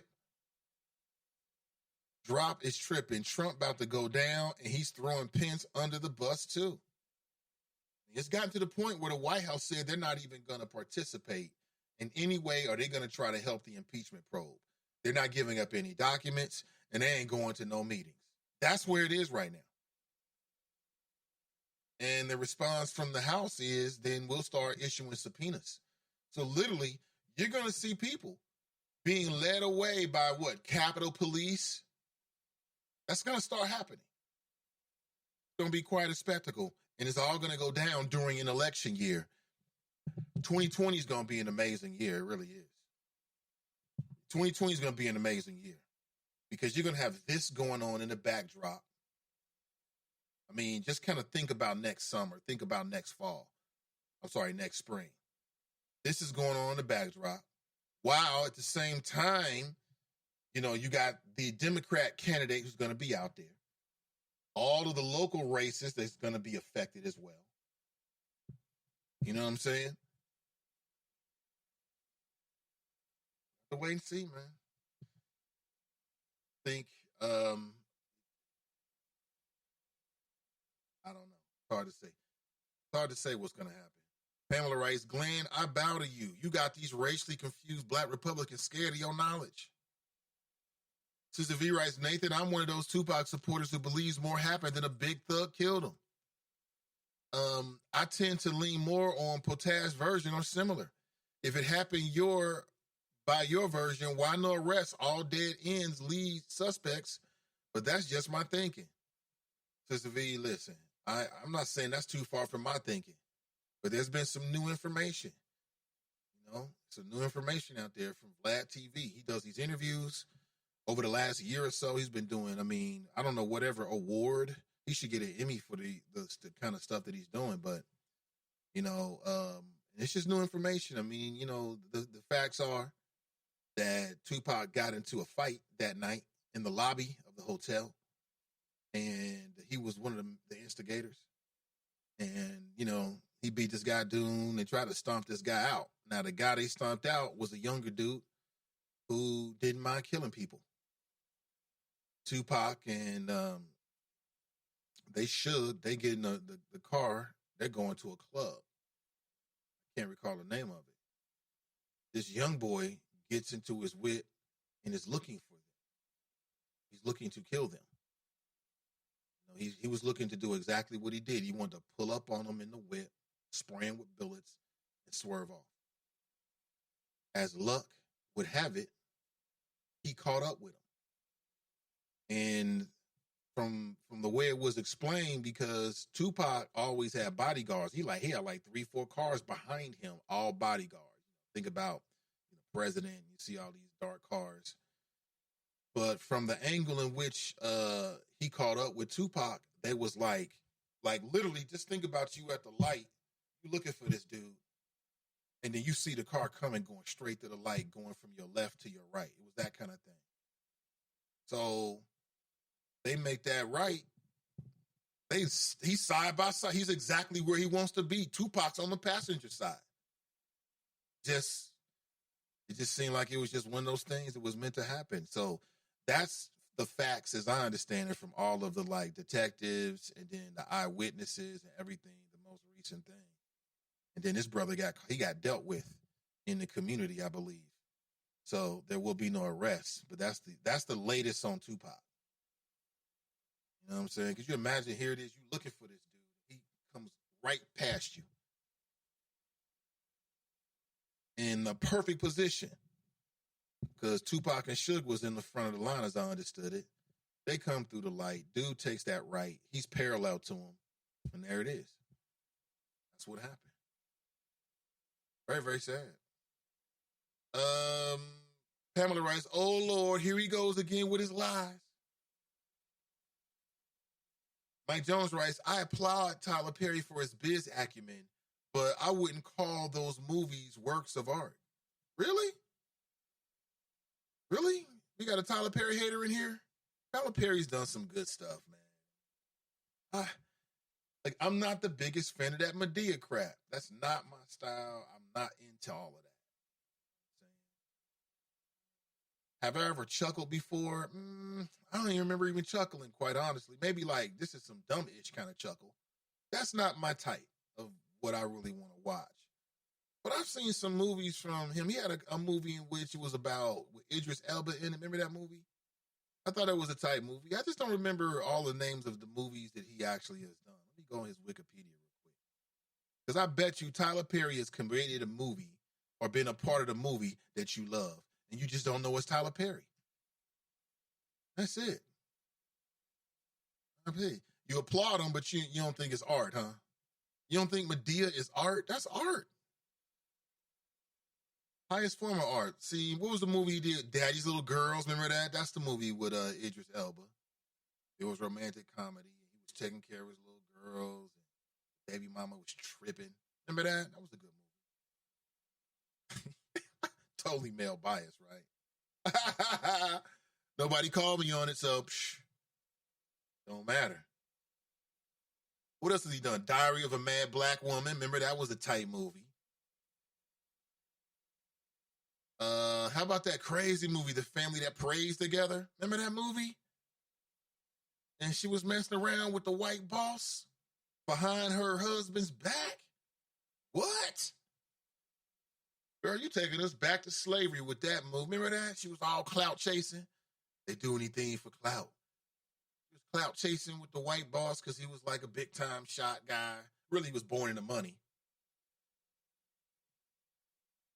Remember the movie, When Did I Get Married? Remember that? Remember that series? That was tight. You know that was a tight series. It was all about black love with the couples, and they was friends. They would go out together, and then shit would come out.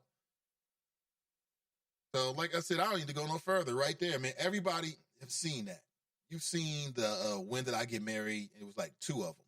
Remember Janet Jackson was in it. Malik Yoba, straight Malik Yoba.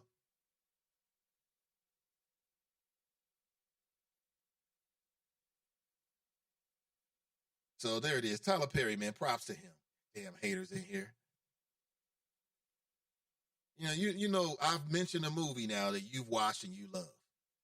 Renee writes, The Family That Prays Together is my family Tyler Perry movie. My favorite Tyler Perry movie. See?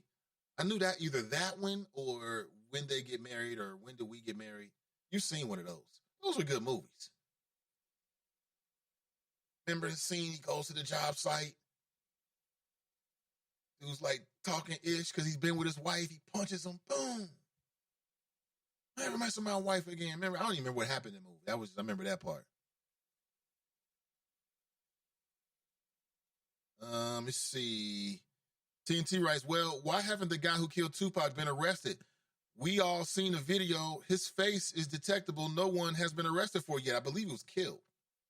Some old street retaliation-ish for Tupac, I believe, or he got caught up in something else. He got killed like shortly thereafter. The man that, it looks like killed Tupac was a young gangster. That's what he was. And how do they know? Because Vlad TV has done some great reporting. They caught up with Suge's bodyguards about a year ago. All this stuff, you can go to Vlad TV on YouTube. They caught up with Suge Knight's, Boski and some of these dudes who I didn't even know existed. And it's just oral history, right?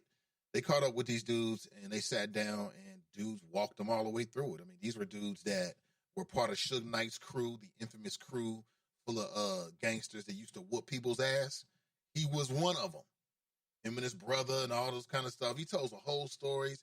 His brother got killed. Oh, man. I mean, it's very good. I mean, it's great media. You into that whole Tupac stuff, you'll just follow. I mean, he's got several parts, and then he talks to different players, and you can weave it all together. Okay? He talked with the law enforcement individuals who were in charge of investigating it and who are still investigating it, to this conclusion. They talk about, it's all contemporary stuff within the last, I'd say this year, maybe a little bit of last year. And then they talk with some of the other street dudes. There was Suge thugs, or there was other thugs that was around death row. They take you through all the stories and tell you what really happened, what really went down, who really had the power, what was really going on in death row. Tell you, it's great stuff, award-winning stuff, really. And they talk about what happened with Tupac. They walk through what happened that night from the dude who was right there. And then another dude who wasn't there, but was a part of the crew. And what they both said about Tupac is that he never should have been put in that position. Here you are messing with real gangsters. This is not a game. And he put his hands on this young boy and he just got. That's what happened. Very unfortunate. It says straight Malik Yoba. It seemed appropriate. It seemed very appropriate. Yes. That's back when everybody loved Malik Yoba. Now we don't know what the hell's going on with this dude. What is his point? What's the point? TNT writes, drop versus Mason Friday, October 11th, 2019, to impeach or not to impeach. That is the question. TNT, I like it. Gentlemen, what do you think? Let's do it.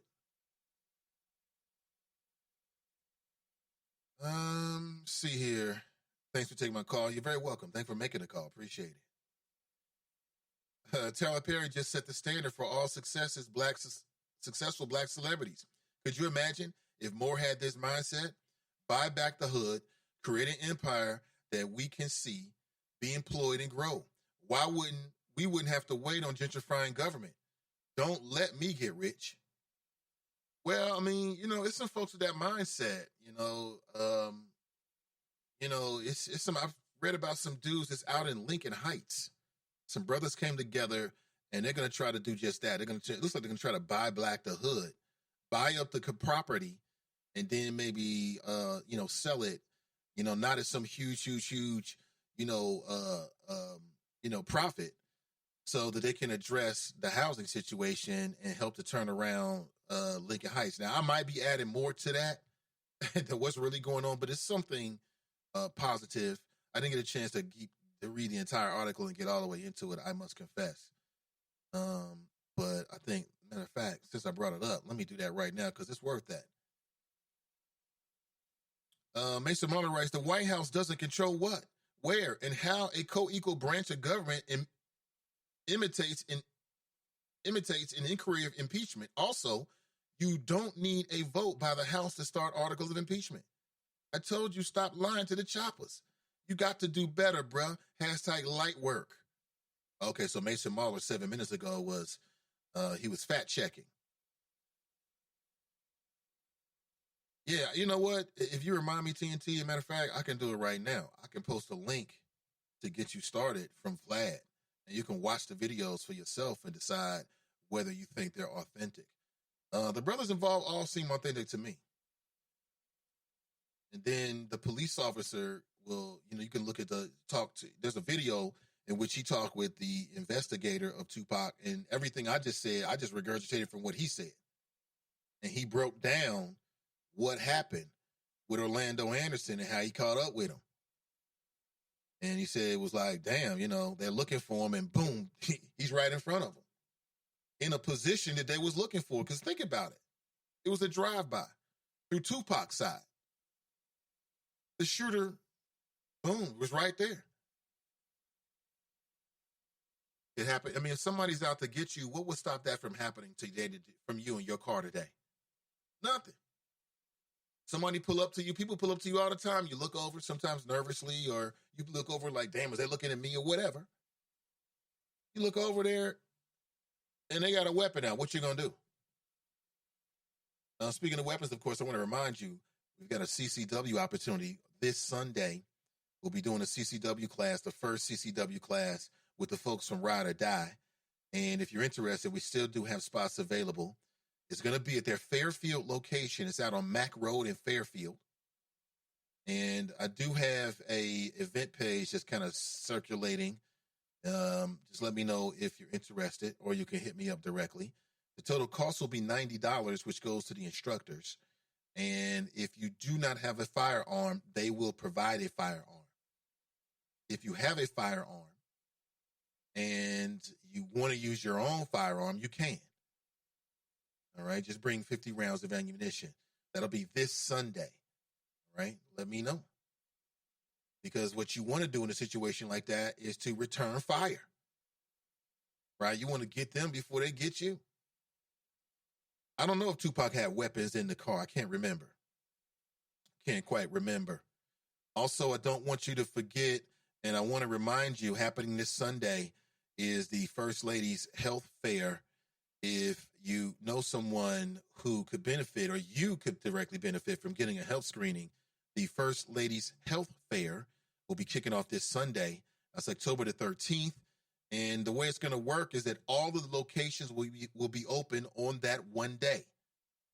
On that one day. And there's numerous locations. Let me post a link inside the Chop Shop where it's readily available for you. And you can check it out for yourself. Check it out for yourself. First Ladies Health Fair. And they're going to have health screenings for numerous things. HIV, diabetes, hypertension. Again, these are confidential. Breast and prostate cancer. Fellas, you know we got to take care of that prostate, man. When did you have your last prostate exam? Last time. Vision, dental, brain health, and lung health. Flu shots will be made available. And in terms of children, they'll be doing screenings for the flu shot, blood pressure, asthma, a body mass index, dental vision, speech, and language. Again, all of these screenings will take place on the same day. The First Lady's Health Fair. You can get a free flu shot, a free mammogram, free health screenings for adults and children, because your health matters. Your health is your wealth. I bet you there's a lot of rich dudes, man, on that day that wish they would trade all of the money to be healthy. All of it. Now, anyone can visit any of the locations to get free health test screenings, whether you're insured or uninsured. And please pass this information. If it's not for you right now, perhaps it's right for somebody in your world, to share with somebody that you know on social media and let them know that there is an event taking place this Sunday, the First Ladies for Health. Did you know that HIV is on the rise here in Hamilton County? Why? Education, lack of screenings. Here's an opportunity. Check it out. TNT, now you know why Tyler Perry held his down and pushed forward when he was catching hell from the black community. Yes, we do. And he was only catching hell from a segment of the black community, because the black community is not a monolith. Black people don't all feel the same way, even on issues that we agree with, because we might disagree on the solution for it. Like we might say, hey, we agree that's a problem, but the solution, we might think there's 2 or 3 different ways to do it. And there are many people that supported Tyler Perry. That's why he's in that position right now. Man, people love Medea. Don't let me be sour about it, because I'm no barometer of the entire community on this one. I'm just saying, like, there's people out there that love Medea. They watch it with their family. They love it. And at the end of the day, you know, if Medea does have like an overall like family sort of moral sort of thread through all of them. So I guess it's an acquired taste, man. It's to each their own, I guess, ultimately. You love it, I like it. You like it, cool. It's cool. Good for you. Let me see. Before we roll out of here, I think we got John, man. Let me talk to John real quick. I don't want to disrespect him. At least a minute or two on the show. Hey, John, what's going on this morning? Good morning, Mr. Nathan Ivey, and the good people of Cincinnati, as well as the good people around the world, and the choppers. Before we get to drop, you know, you were talking about Tyrone Perry. I wouldn't call him a genius. I don't follow his platform too much. I think he's a great writer. and a pretty good actor. He came around at the right time and developed the right platform. Not too much different from Flip Wilson and that dialogue with the Medea situation. That's been done before. Flip Wilson done it, and many comedians in the past. He just brought a platform that relates to the black community. That's why a lot of women can relate to that character. I'm not a follower of him because when I see one movie, they all seem like the same to me. And at some point, I get bored and I want to go the other way unless he develops something else. But I admire him because look at a man that was sleeping on the streets. And luckily, he ran across one of his college buddies that was a lawyer and saw him sleeping on the street and got him a hot meal and brought him into the restaurant. And he had his books and stuff with him and his paperwork. He said, "What have you been doing with yourself?" He said, "I've just been writing." Luckily, that lawyer looked at one of his scripts and said, "Wow, this is good stuff," and made some calls, and the rest is history from there. So, I'm happy with him, and I'm glad that he does give back because he realized where he came from. Can't say much for some of us, but that's another story at another day. These athletes and these entertainers that forget who pushed them to get them where they came from. You were talking earlier about the shooting in Texas and the host of characters, the young brother, his life that was snuffed out, and then the witness. I look at all of this as not too much different than police cover up. You don't want hopefully the family does not get the feds involved. I don't trust them either. All of this stuff is history repeating itself. This goes back to the Black Panthers and all that, where the local police were a part of the groups. The FBI was involved. All of them were bad, just like Malcolm X. Malcolm X and Martin Luther King and JFK, they were following them around everywhere they went. If Malcolm went out of the country, the feds were following it. They were audio taping, wiretapping. And I'm happy to see just before Malcolm died and Martin Luther King died, they both decided to stop fighting, and then they decided it's all about bringing our people together. And they did that. And the feds were still monitoring. And once the feds saw that, when Malcolm and Martin Luther King came together and said, "Listen, you have your differences, I have mine. Now, how do we move our people forward?" Once the feds heard that, then the assassinated attempts happened from there. I think it was Malcolm went first, and then King went, and then the Kennedy brothers. That's another story, another day with those characters. But this is nothing new with the assassination. When somebody stands up and want to do right, either local police want to take you out, and if not, they hire somebody within our community that does the dirty stuff, similar to what you talked about with Tupac. This is nothing new. Some of us are gutless, and we will sell each other down the drain. And if it means killing each other, then they will do that just to divide and conquer the black community. And we'll end with this because I know your show is going to be ending soon. Drop. I had no idea. All of this time I listened to Drop and listened to you, and I guess I come to the conclusion, and maybe you can correct me if I'm wrong, that Drop is a diehard Republican. Now, that's his business. I don't care who he votes for or anybody votes for. You can vote for the left, right, Republicans, Democrats. I could care less. Both parties have been selling us down the drain, and they will continue doing that. And both parties have been dividing, conquering us. So as I listen to Drop, and he goes across his diatols, and he can believe whatever he wants to believe. If he wants to follow Trump, that's his business. But Trump is sticking a stick right up his you-know-what. And that's how we will end with that. So, Drop, I know you're listening to the Nathan Ivey Show, and I know you're going to lash out. That's your business. That's your choice. Don't get mad at the messenger. Get mad at the message. Have a nice day. Thank you for that creepy voice, man. I think John's a little bit out of the weather. Under the weather. I'm a little under the weather myself, quite honestly. Not sure what it is, something going around. Kids are great. I'm under the weather, which is very rare. Very rare. Hey, listen, thank you for being here. But it's about that time we got to make a move. Have an excellent day, and I'll be back with you real soon. Tomorrow morning, 8 a.m. We'll chop it up.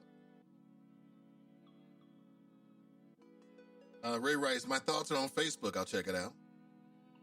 Economic freedom, not a natural hair care laws. Cream, get the bag, he writes. Drop writes, net neutrality is gone for good. Don't need it. Send digital media didn't need net neutrality. Oh, dear Lord, you're wrong. Danica writes, good morning. I'm way behind here. Who Magic writes, Tupac was doing the most and paid the ultimate price. Tupac died behind a Nigwa moment. Yup, sure did. It's sad, too. It's very, very sad. But listen, have a great day. And we'll be back tomorrow morning, bright and early with you, 8 a.m. I'm Nathan Ivey, and I'm out.